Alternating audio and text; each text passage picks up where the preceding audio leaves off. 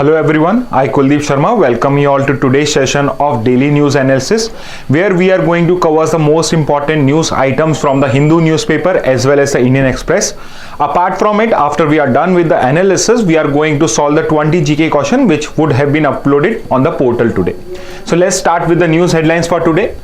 So the most important headline which is in news right now is the attack which has been done by the state of Iran on the state of Israel. So while we study why this has been done, let's look at some historical context. So I won't be going too much into depth of the Iran-Israel or Israel-Gaza or Palestine issue. Let's look at some of the facts which are relevant for us, which would help us to understand the issue better. So if you remember, on this particular date last year, October 7, 2023, it was a militant organization known as Hamas, which is active or which is currently ruling the Gaza Strip. So let me draw a map for you also, so that you are having some idea where all of these places are located. So if here is your Mediterranean Sea, if this place is your Mediterranean Sea, then here is your state of Israel. Here is your state of Israel. A small portion of land, a strip of land on abounding the Mediterranean Sea is known as the Gaza Strip. And this area, which is actually in de facto control of the state of Israel, is West Bank and is currently ruled by PLO or Palestine Liberation Organization. So you can say most of the Palestinian people, some also live in the Israel occupied area, but most of them lived in this Gaza Strip and as well as this West Bank area. On the north of Israel, there is the country of Lebanon. About northwest of Israel is the country of Syria. East of Israel, is the country of Jordan. And below here we have the country of Egypt. So this is a basic geographical idea of the state of Israel. Now, since Israel became a country, became a sovereign state in the year 1949, after it has been with war on and off with all of its neighboring countries, which are Islamic countries, and they have been fighting against the state of Israel. So in all those wars, including the 1967 war, the 6-day war, etc., Israel actually occupied the territories which were with the other countries. For example, it occupied the territory of Lebanon from here. It occupied a territory of Syria known as Golan Heights. And now Golan Heights are actually in the control of the state of Israel. And in the Egypt, some part of Sinai Peninsula was taken over by the state of Israel. So currently what you see Israel is the combination of the original state of Israel plus the areas which it has occupied from its neighboring countries. I hope you have some idea about the geographical area of this Israel. And Iran is located somewhere here. So there is no geographical proximity or there is no geographical boundary which is being shared by the state of Iran and Israel. Now let's move to the Hamas. So Hamas is a militant organization which developed in the state of Palestine or in the area of West Bank, and right now it is actually ruling or is running the government in the Gaza Strip. What happened was that on October 7th, 2023, this organization Hamas actually entered the state of Israel and attacked its people. It attacked its people. And what happened was that around 2,000 of Israelis were killed in this attack, and apart from it, it took over 400 to 450, some I'm not sure of the exact number, but around 400 people were taken hostage.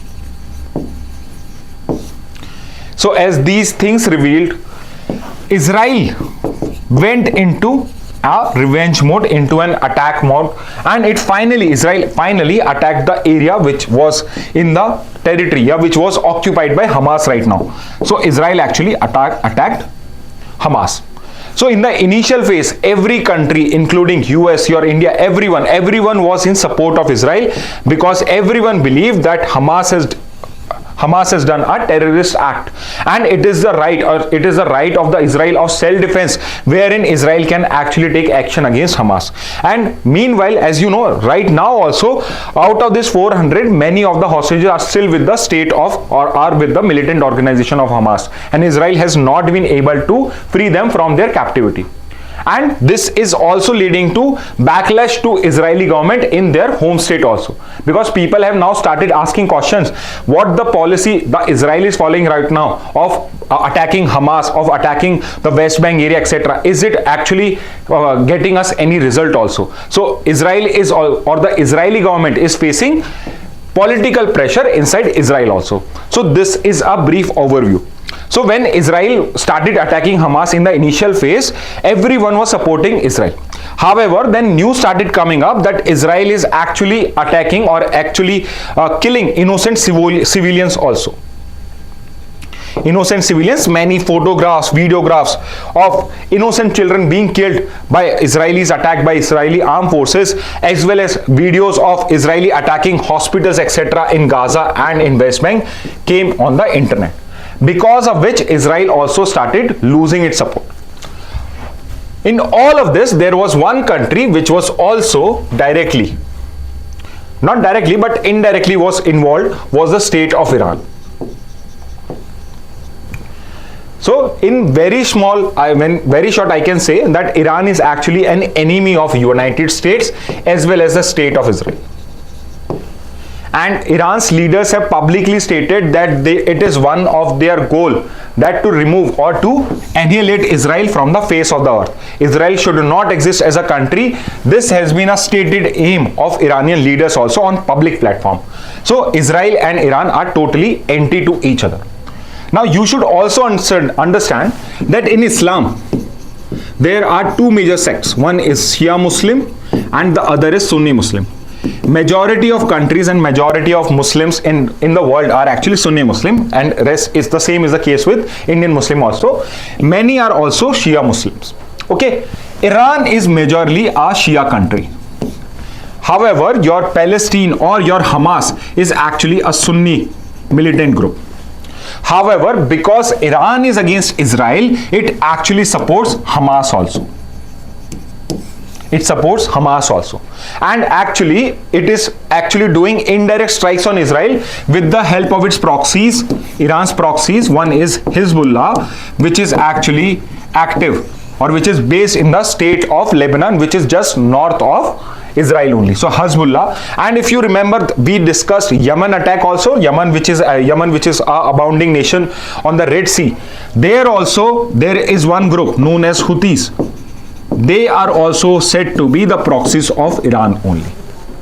So right now Iran is actually actively taking part against Israel. Recently what happened was that in Syria, which is again a country abounding the state of Israel, the consulate or embassy of Iran was allegedly attacked by an Israeli drone strike. And what happened was two military officials of Iran were killed in that attack. After which Iran said that it is going to take action, or it is going to take action against Israel.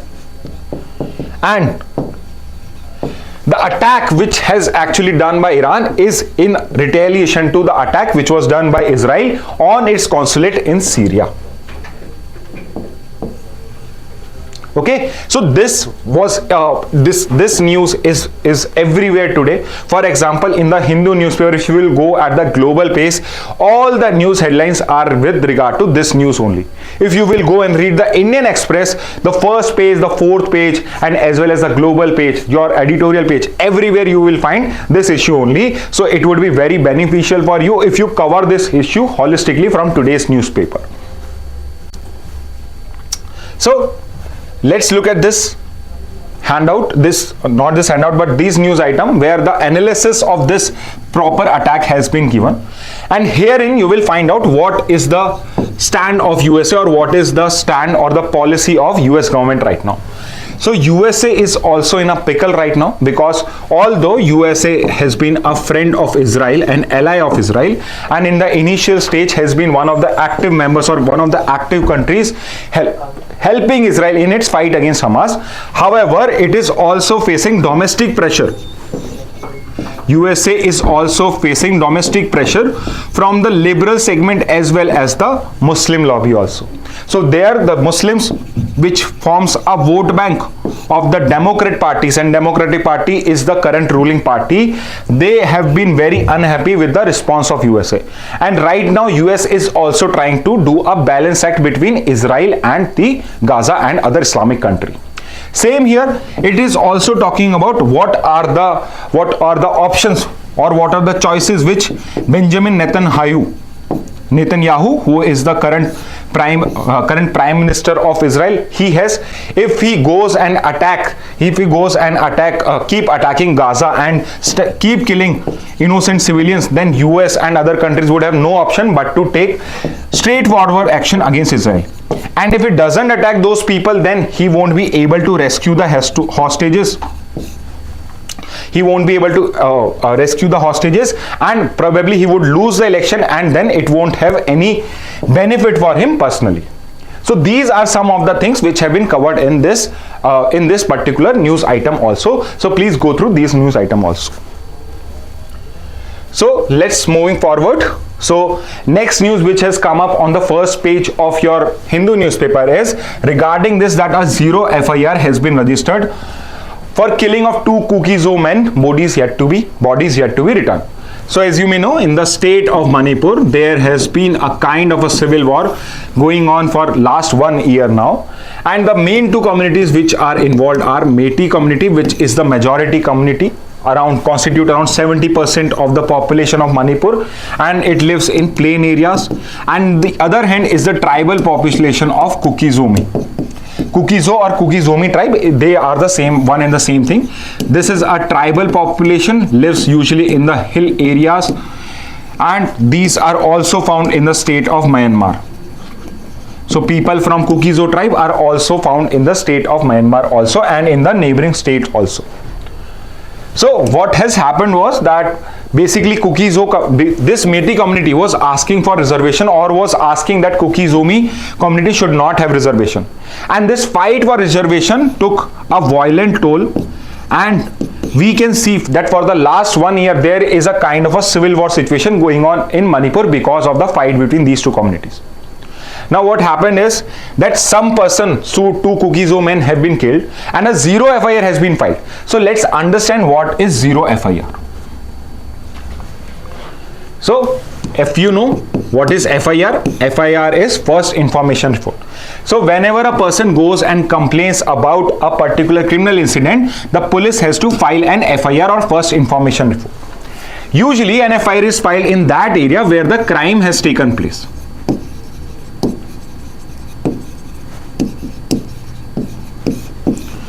Wherever the crime has taken place, there the FIR is filed. So that police station which has the territorial jurisdiction over that crime area, that police is supposed to file an FIR. And once an FIR is filed, there is a particular serial number given to it. So since till 2013, one issue which was being faced by common citizen of India was that if any crime used to take place where there was a dispute about which police station would have authority or would have jurisdiction, usually none of the police station would like to file a report because no one wants to work.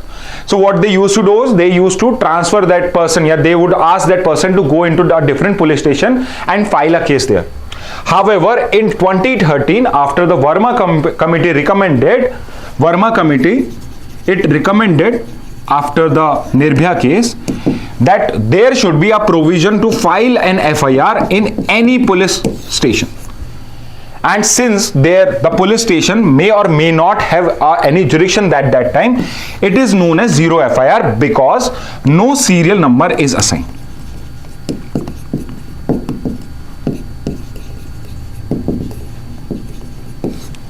Let's take example of Delhi. Let's say there has been a crime committed in North Delhi, and you are a person who is actually sitting in West Delhi. let's say some crime happened with your brother in North Delhi. He called you and he told you that his life is in danger and someone has committed theft in his house. Let's say you are in West Delhi, so you don't have to go to New Delhi or North Delhi to file your report. You can go to a police station in West Delhi and ask them to file a zero FIR.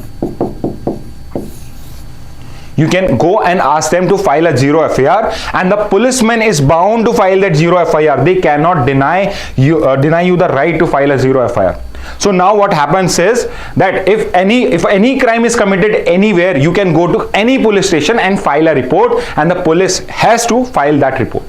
What happens is it actually helps the citizens to register a crime. And earlier the confusion which was there, that which police station should have jurisdiction, is delayed, or it is to be decided at a later stage. Once a zero FIR is filed in a West Delhi police station, either it is the duty of the police station to transfer that file to the particular police station, or it itself has to go and do the preliminary investigation. So now the police station in which you have filed a zero FIR has to investigate it, or it is a duty of that police station now, not your duty, that police station transfer the file to the particular police station. So that is the explanation for zero FIR. Moving forward again, so I just explained you the Meitei and Kuki-Zomi tribe dispute in the state of Manipur. So this is a news with regard to state of Manipur only. So uncertainty prevail over pact extension with Kuki-Zo groups. So as you may know, Kuki-Zomi tribes. And if you are aware that in the northeast of India, the northeastern states, there have been lifelong insurgencies going on. Every state has certain insurgent groups and they were demanding independence for India.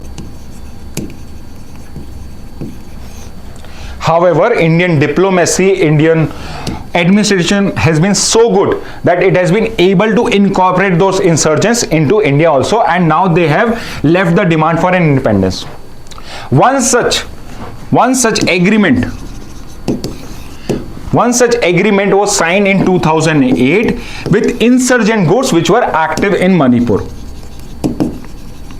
So there was just not one or two insurgent groups, but around 24 insurgent such groups in the state of Manipur who actually came forward in 2008 and asked for a ceasefire or stopping of violence. So a tripartite means three parties. Also a tripartite agreement was signed between Government of India, between Government of Manipur, and with these insurgent groups.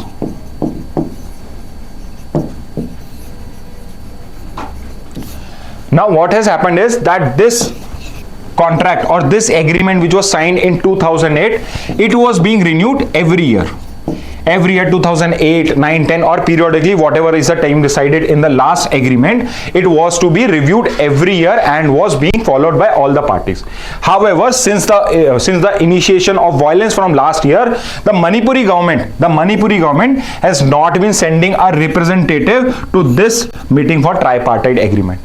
And right now there is uncertainty over this, whether this particular agreement, this tripartite agreement which has been giving us a time of peace in the state of Manipur, will it continue or not? And if it won't continue, then these insurgent groups are free to take up violence again or take up arms again. So this is this news regarding that information only. Let's move to the next. So now we have come to the editorial section of the newspaper. So this one title as Fleeting Relief is dealing with inflation in India. So what is the relief? That for the first time in 5 months, in the last 5 months, inflation or retail inflation. So what is retail inflation? Inflation, I hope you know, is mehengai. So what has been the increase in prices as compared to the previous month is known as the inflation. And retail inflation basically means that at the stage of retail or at the last stage, at the consumer buying stage, what has been the proper inflation or mehengai in an economy. And for the first time in last 5 months, it has gone below 5%. it has gone below 5%. Before this, retail inflation has been more than 5%. So it is a good news. So let's understand what inflation is. So like I have already told you, inflation is basically the basic price rise as compared to previous months or previous year as the comparison happens. So inflation in India is actually calculated, retail inflation in India is actually calculated on the basis of consumer price index. So this is an index which tells you the prices of different food items and other items which are in this index. In some time future, we are going to discuss what is CPI in detail. However, CPI helps us to understand what inflation rate is, and it is published by Ministry of Statistics. It is published by Ministry of Statistics. Many other governments do not use CPI, but they use wholesale price index. So rather than at the consumer stage, we are looking at wholesale price index at the level of shops or wholesaler only. Whoever is wholesaling, at their stage, we are looking at the prices of the goods at that stage. In certain respect, WPI used. In most of the respects, CPI used. And for our purposes and for the purposes of RBI, so RBI uses this inflation data by CPI to decide on policy interest rate. So I hope you know that RBI, the Central Bank of India, is the regulator of monetary policy in India. And it is this inflation rate on which it decides what should be the interest rate on which the RBI is going to give money to the banks in India. Okay, so since although for the first time this has decreased, still the RBI has not decreased the interest rate or increased the interest rate. Reason being that although it has decreased for the first time in 5 months below 5%, but still the expectation is that it is going to rise in the future. It is going to rise in the future, and major reason for rise would only be food inflation.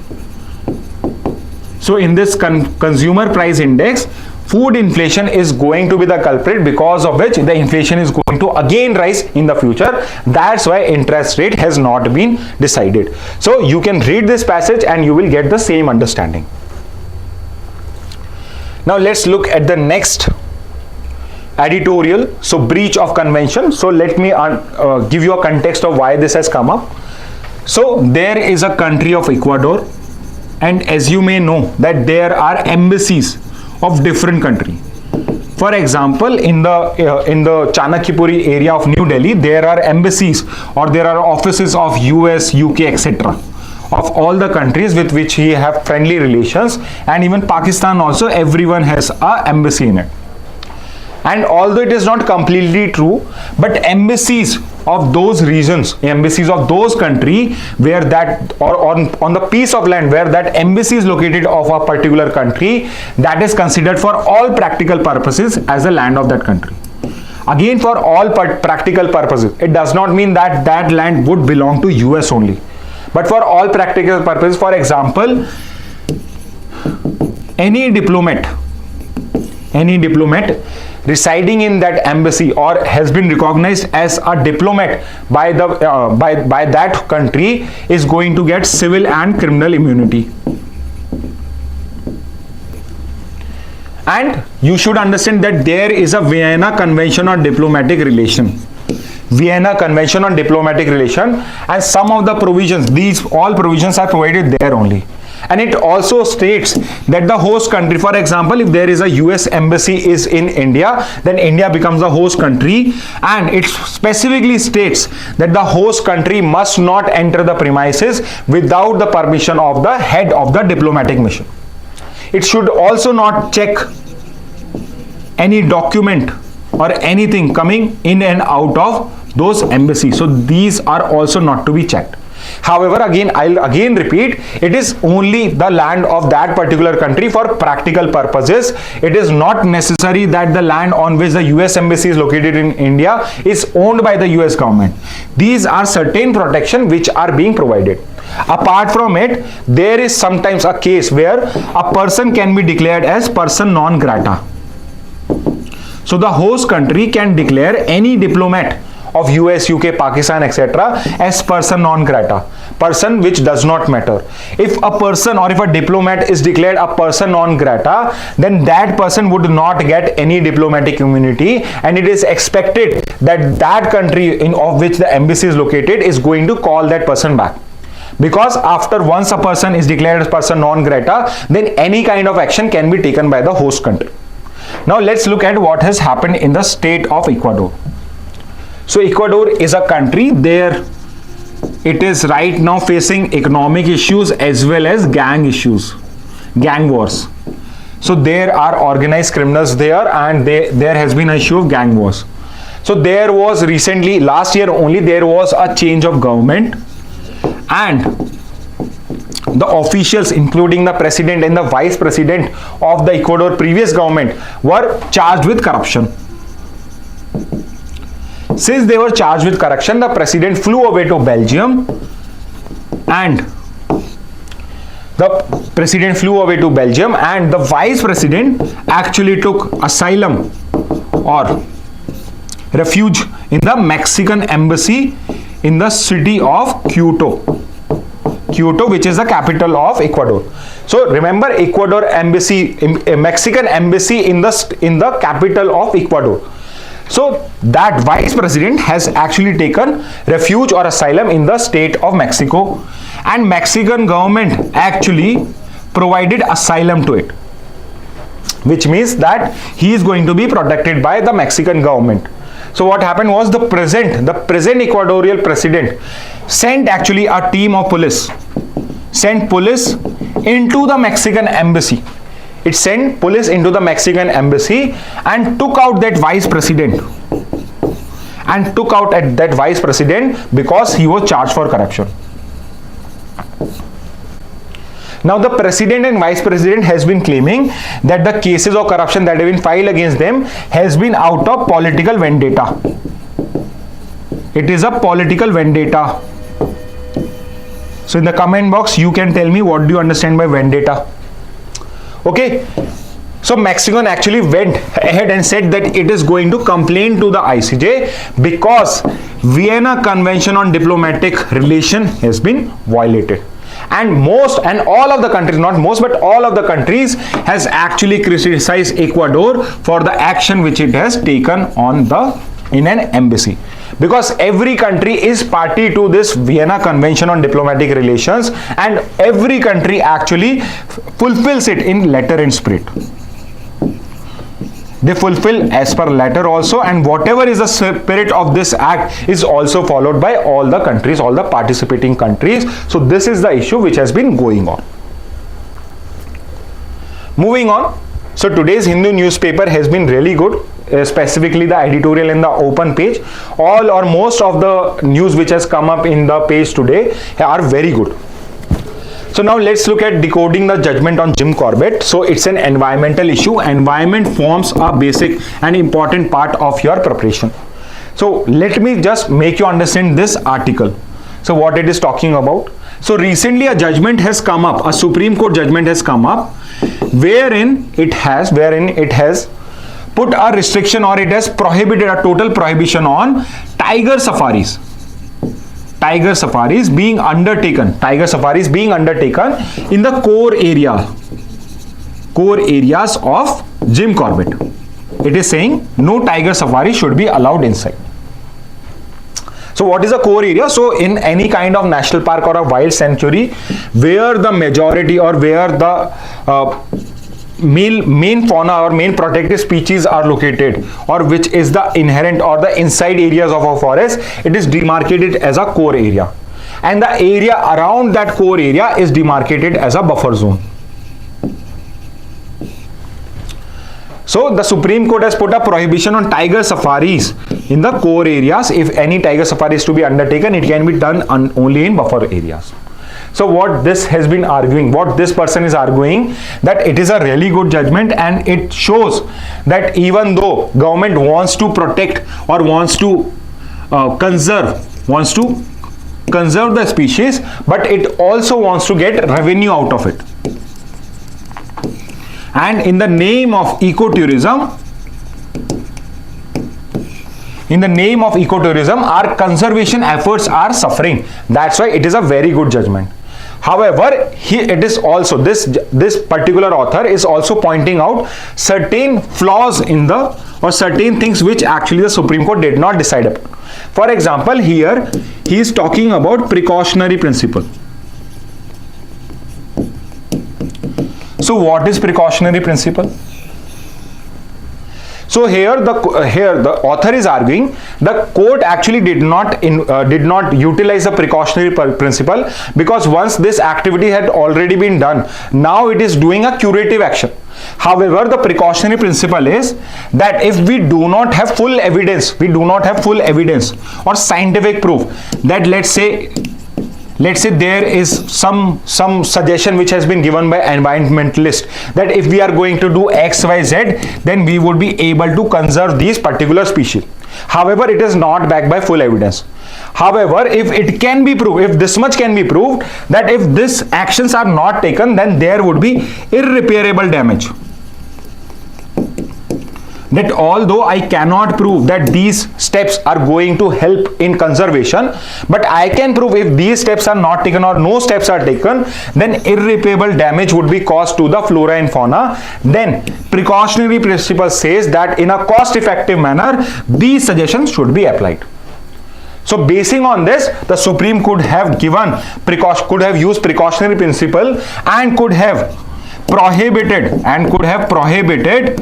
tiger safaris in core areas of all national park and wildlife sanctuaries all over India, rather than restricting it only to the Jim Corbett Park. So this is the first argument. The second principle which he is talking about is the compensatory afforestation levy. So the Supreme Court not only decided on this, the second thing on which the Supreme Court decided was that actually 6,000 trees were cut in the forest. And the Supreme Court was angry that this was done, and it is against the principles of environment that you have been cutting trees in the core areas. So usually what happens is, if such an action is done, the company or the government, whoever is done is to do compensation afforestation. Basically, what is afforestation? Growing of more trees. And what is compensatory afforestation? For the trees you have cut, you have to compensate it, and this compensation should not be equivalent to this, but it should be more than this. And apart from it, you can be also be asked to give monetary penalty or monetary levy. Some amount can be levied on you. However, the author is arguing that the court, when it implements a compensatory afforestation levy, it is only calculating the value of those trees or some 2-3 consideration for that value. However, it is not calculating the loss, the environmental loss which has been caused because of the loss of these trees. So this author has argued that there are certain international conventions where how you should calculate the environmental loss has been given, and the Supreme Court should incorporate, and the government should incorporate those principles of environmental loss into its compensatory levy also. So these are two of the suggestions which the author has made in this agreement. Moving on. So this is regarding a news that the fertility rate of women in the Asian countries has been decreasing, and it has gone below 1. So let's understand two concepts here, TFR and replacement level. So these are connected issues. So first let's understand what is total fertility rate. So total fertility rate is the number of children a woman is going to conceive in his lifetime. Number of children a woman is going to conceive in his lifetime. So if the TFR is less than 1, it means that of all the women in that particular country, everyone is going to have one child at least. Okay. However, less than 1 means that as if we take out average of all the women, some are going to have 1 children, some may be 2, and majority of men might be having 0 children. So when I take out the average would be less than 1. Connected to this concept is the replacement level. So replacement level or replacement rate is the level of TFR. The level of TFR which is required to keep the population stable. Level of TFR for stable population. What does this mean? So what should be the number of children which each woman should be having, so that going to the next generation, the population is stable. It is neither increasing nor decreasing, and the replacement rate by this count is 2.1.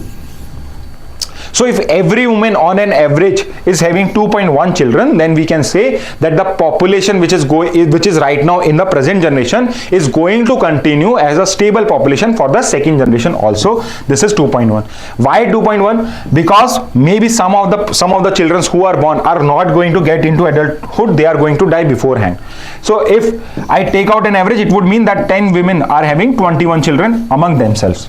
Some may have 3, some may have 2, some may have 1. So it should be 2.1 if I want to maintain a stable population. And this news item is also telling you that countries like China, Singapore, South Korea, Japan, Taiwan, Hong Kong, etc., all of them are having a fertility rate below 1 now, which means there is going to be a population crisis. How? That because their population is not increasing, after a few years, right now they might be having some young people, after a few years there would only be old people and very few people or very few working population to support those people, because old people are not going to be working. It is a working population or the young population who is going to be working. But if we have a deficit of working age population, then the old age people are going to dominate that economy, and it would be very hard for a country to support those people. Okay, so this is a data which has been given. Next, so another thing which has come up in your Hindu newspaper is the concept of doxing. Although the article is self-explanatory, in the subheading here only what is doxing has been understood, has been explained. For example, it is the act of digitally publishing. It is the act of digitally publishing a person's private detail. So if you publish someone's private details, like the name, the full name of a person, or let's say if someone is using a fake name, you tell them the original name of the person. You are letting the people know his personal phone number or mobile number. You are telling the home address of that person. These all constitute the personal details of a person, and if these are put up in the public, then it is believed that you have committed doxing. So now it is telling you what happens if someone has committed doxing. A simple answer would be that the law is not clear, and there is no specific law in India and many other countries which tackles with doxing. So basically, if you can prove that that person who has committed doxing, who has published these private details of mine, has a malicious intent. Malicious intent, like for example, he wants to defame me. He wants to defame me. He wants that some harm should come to my way. It wants that someone might assault me. And again, it is very hard to prove malicious intent. However, if you are able to prove the malicious intent, that these were the intent of that person, then actually you can take action against that person under IT Act, IT rules, or under the IPC or the Dand Sahita now. So these would be some of the remedies which you may have. But however, right now it is very hard to connect the act of doxing with the malicious intent of these things. However, there is certain remedies in the IT sector. How? So let's say you have posted a photo on Instagram, or you have posted a video on YouTube, and you do not want that let's say you have posted a photo on Instagram and you do not want that photo to be public. You have shared it with your private group only, and for some reason or the other, one person in your group has made it public. She has taken your photo, and they have made a photo public which you do not want should be in the public space, because it is possible that you were in some compromising position or something, and you do not want that other people, like your bosses from your office or your teachers from your school, should see that. So you can actually go and visit the Instagram privacy policy page. You can contact those authorities, and because Instagram is owned by Facebook and Meta, you can actually go and complain and ask them to remove that photo. and by the policies of the government, by the guidelines of the government, these social media intermediaries like Metas, your Google, Facebook, etc. are bound to remove it.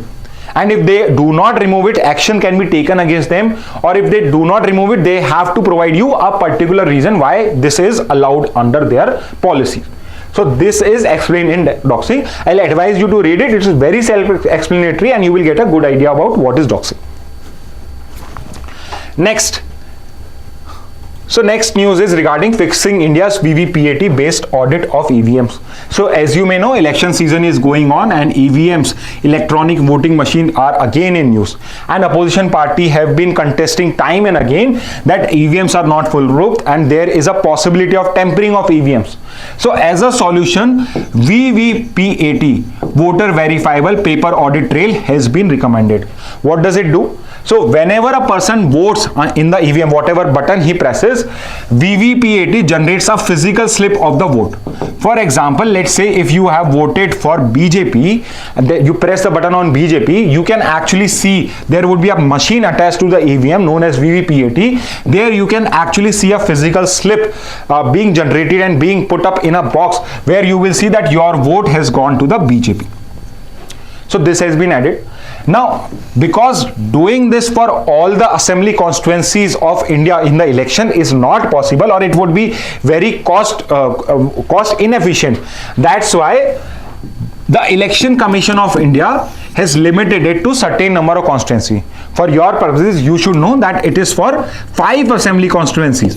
5 assembly constituency, yeah, 5 polling booths actually. 5 polling booths in a constituency, randomly selected, and there the VVPATs are checked for EVM.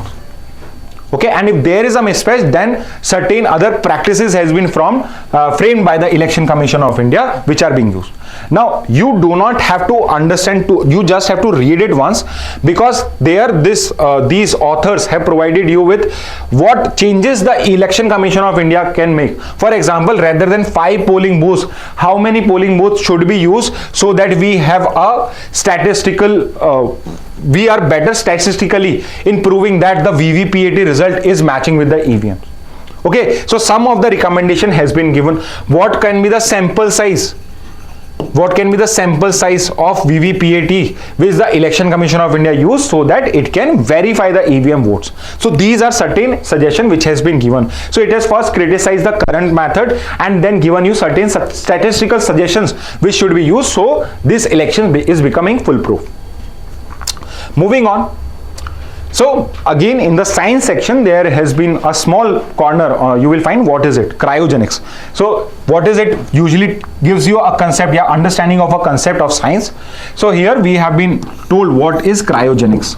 So what is cryogenics? Cryogenic is basically the science of material, science or understanding of materials of which are existing at temperature below 153 degrees Celsius. So you can read it on your own. However, you should understand that this science is important because many of the gases like your nitrogen, your hydrogen, your oxygen, gases changes their state into liquid when they are at the cryogenic stage. For example, in this only you will find out that nitrogen changes from gas to liquid at the temperature of 196 degrees Celsius, minus 196 degrees Celsius. And at this temperature it becomes liquid nitrogen. And if you can store it properly, your liquid nitrogen, hydrogen, these can actually be used as fuel. And again it has given an example of ISRO's most powerful rocket, LVM-3. It is the most powerful rocket of ISRO, of India actually, and it is using liquid hydrogen and liquid oxygen as fuel, and it is based on the cryogenic technology. So this has been explained here. You can also read it and you will find out what it has been told. Now let's moving to the Indian Express newspaper. So most of the news which has come up in the Indian Express has been covered in the Hindu newspaper also. So you can refer any one of the newspapers. But however, there was one thing which was in the explain section which I think should be covered today. So it is talking about election symbols. So as you may know, all the political parties get election symbols to fight their elections. So it's a history of how these symbols came about. So as you may know that at the time of independence, the literacy rate was less than 20%. Less than 20% of the population in India who were going to vote was illiterate. So in the first election itself in 1952, when the first Lok Sabha was formed, Election Commission of India, which is the be all and end all for election, had an idea or had a suggestion that because people are illiterate, they won't be able to understand the terms, the names of the political party. BJP was not existing there, and even INC was not there, Congress was there. So it won't be able to understand the name of the party. So it would be better if we give certain symbols to that political party, and on the basis of that symbol, that illiterate person can also vote for that particular party. So that's how the election symbol started, which means one question which can be asked is, since when the election symbol started to be used in the elections? So answer would be simply the first Lok Sabha itself, 1952 or 1951-52, the period of election. Later on, what it is telling you is the allotment of symbols, and the simple answer would be it is the Election Commission of India which allots the symbols. If you have become a recognized national political party and a state political party, then your symbol gets reserved till you are a national political party or a state political party. However, if you are an independent or you have not won a particular number of seats in previous election, then your symbol can be given to some other person. And it is totally the discretion of the Election Commission of India what symbol is to be given to independents and other unrecognized party. However, the recognized political parties like Congress, BJP, TMC, etc., their symbols are reserved for those political parties only. So then the history of the symbol of the Congress is given. So many people believe that the symbol, the hand symbol of Congress has been from the beginning. However, that is not true. In the initial time, the plug with bullocks was the symbol. And as the time progressed and the party was divided between different leaders and again united, again at that time different symbols were used. And finally, after Indira Gandhi took over, it was given the symbol of hand. It took the symbol of hand as the symbol for Congress. Then next, he is also giving you example of BJP also. For example, before it was BJP, it was Bharatiya Janata Sangh, and the symbol was a diya symbol. This was the symbol of BJS. However, when the party was recreated and Atal Bihari Vajpayee became the leader of that party, then the symbol of lotus was taken. So it is also an interesting read. However, two main things which you should understand is important for your exam is when did elections came into existence, election symbols came into existence, and which is the authority responsible for giving election symbols. So it is Election Commission of India. Moving on. So again, although we have already discussed this hepatitis nightmare last time also in previous week, so because it has come again in the Indian Express now, let's do a revision. So hepatitis is a disease which is caused by a virus. It is of 5 types: A to E, A, B, C, D, E. And our focus is basically on B and C because these are the most virulent form of viruses. The good news is, I'll tell you beforehand, that all the 5 are curable. There is a cure for it. However, the vaccine to prevent is only for B. Another thing which you may know, which you should know is that hepatitis D is caused to a person who is already infected by hepatitis B. No one gets original D. One should be having a hepatitis B, then he can get infected by hepatitis D. However, these are the two most common or prevalent form of hepatitis B, hepatitis in the world. So hepatitis is a virus and it actually affects your liver. It causes inflammation of liver. The good news is that hepatitis is curable, and usually the liver self-heals after showing you certain symptoms, and you are able to have a normal life in most of the cases.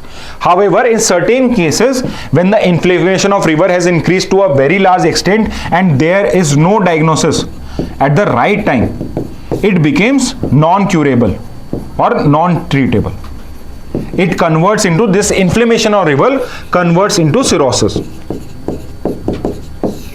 it gets converted into cirrhosis, and if you may know, liver is probably the only organ in the body, the known organ in the body, which has the capacity to self-heal. However, once it reaches the state of cirrhosis, it loses its capacity to self-heal, and now you can only protect the liver which is left with you. The liver is not going to self-heal. And usually once a person enters cirrhosis, his survival becomes very less. His chance of survival becomes very less. Apart from cirrhosis, inflammation of liver, if it is not diagnosed and treated at the right time, can also lead to permanent liver damage or also liver cancer. So these are some of the things which have been covered in this handout. You can also read this. Okay, I forgot to do one thing. Where does India stand in it? So let's look at India. So majorly we are concerned with hepatitis B and C. So everywhere in both the situation, India is at the second stage. It's the second country in number of cases in both hepatitis B and C. In terms of B, China is number 1. And in terms of C, Pakistan is number 1. However, second is again India. So you should know this also. And as well as the cases, as well as the mortality, deaths due to hepatitis is again at the second number for both things. Now we are done with the news headlines for today. Now it is time to go through the 20 GK questions which have been uploaded on your portal already. So now let's look at the explanation, and I hope if you have read your Hindu newspaper properly, you will be able to do all the 20 questions easily. Let's see, because most of the questions have also been discussed just now. So first is, which of the following country has launched mass drone and missile attack on Israeli territory? So April 2024 के अंदर किस पे attack किया गया है? So it is which state has attacked Israel? So it is Iran. Now moving on, the second question. What is the name of the Israel's anti-missile air defense system designed to intercept and destroy short-range rockets and artillery shells? So is it Iron Dome, is it Patriot, is it THAAD, or is it S-400 Triumph? So answer is Iron Dome. And if possible, tell me in the comment box which of the following country has developed the Patriot system, which of the following country has developed the THAAD system, and which of the following country has developed S-400 Triumph system. And India is related to it. India is not related to the production of this, but India has occupied this. Okay, so just look for this answer. Write down in the comment box. Next, so the BJP has dropped the NRC demand from its manifesto. The only state to conduct a state level NRC is the state of Assam. So in the front page also you will find out the answer to this. Next, a zero FIR was registered over killing of 2 Kuki-Zo men in Manipur. Which of the following best defines a zero FIR in India? Now I have already made you understand what is zero FIR is. Now I'm asking you what defines FIR.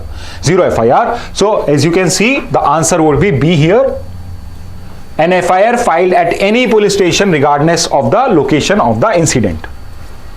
Next, inflation in India is measured by which of the following indices? Index is the singular and indices is a plural. So as we know, it is the consumer price index, which is used by the which is published by the Ministry of Statistics and used by the RBI to control inflation in India. Next, which of the following country raided a Mexico embassy in its premises or in its country?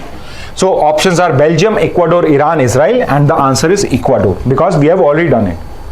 Next, the Supreme Court has prohibited tiger safaris in core area in which of the following national park? And we know the answer is Jim Corbett. Jim Corbett National Park. So answer for 7th is B, Jim Corbett. Next, what does total fertility rate represent? So we have already discussed that it is the expected children per woman in her lifetime. How many children a woman is going to have in his pregnant age. Next, which term describes the fertility rate needed to maintain a stable population size? Stable population basically means that there is neither increase nor a decrease in population. The population is remaining same from one generation to next, and the answer would be replacement rate fertility. Next, what is the purpose of VVPAT in elections? So is it to provide physical evidence of each vote? Is it to increase voter turnout? Is it to ensure the fairness, or is it to monitor campaign spending? So although this can be related perfectly, however, these two can also be the option. However, the best option here would be A, to provide physical evidence of each vote. So if you have a proper understanding of what is PVPAT, and here the name also says there is a trail of paper which can be audited. So this would help you to answer it properly. Next, what is the uniform sample size of EVMs per assembly constituency for VVPAT audit? So is it 1, 3, 5, 7? So answer would be 5. So 5 assembly constituencies, 5 VVPAT slips are to be done. Next, what is the term for the act of digitally publishing a person's private details? So we know the answer is A, doxing. Next, which of the following is the first state in India to enact a UCC post-independence? So here, because I've asked you the first state who has enacted a law after independence, the answer would be Uttarakhand. Goa is another state which has a UCC. However, it has only it already had a UCC in terms of Portuguese Civil Code, and it continued it with it once it became part of India. Next, what is the motto of the Election Commission of India? So what is the motto? Is it no voter to be left behind? Is it transparency, integrity and accountability? Is it justice and fairness for all? Or is it empowering democracy? The answer would be no voter to be left behind is the motto of Election Commission of India. Next, in terms of prevalence of viral hepatitis globally, what position is occupied by India? And now we know that in toto or in separately also in terms of hepatitis B and hepatitis C prevalence, everywhere answer would be second. So India is at the second position. So answer for 15 would be B. Next, what is cryogenics? So we have covered this also today. So it is the study of extremely low temperature, and to be more specific, extremely low, the study of materials at extremely low temperature. Even this option is perfectly all right. Next, which famous author named his or memoir Knife, detailing the harrowing experience of being stabbed at a public event? So answer here is C, Salman Rushdie, who was actually attacked at a public event, and he lost one of his eye also, and he has written down a memoir known as Knife. Okay, so read about Salman Rushdie also. Next three questions are from the sports section. So who has won the 2024 Men's Badminton Asia Championship held in China? So was it Jonathan Christie, Li Xingfang, Victor Axelsen or Shi Yuki? Or the answer is Jonathan Christie. Next, who has won the 2024 Women's Badminton Asia Championship held in China? Is it An Shi Yung? Is it Chen Yufei? Is it Carolina Marin? Or is it Wang Jie? So answer is D, Wang Jie. Wang Jie, who has won the tournament for Women's Badminton Asia. And finally, the last one, who among the following has won the Monte Carlo Masters Tournament 2024, which is a tennis tournament? Is it Novak Djokovic? Is it Stefanos Tsitsipas? Is it Casper Ruud? Or is it Jannik Sinner? The answer is Stefanos Tsitsipas. So he is the winner of Monte Carlo Masters Tournament. So class, that's it for today from my side. I hope to see you in tomorrow's session of Hindu News or the daily news analysis, as well as the 20 GK question. Thank you and have a very nice day from my side.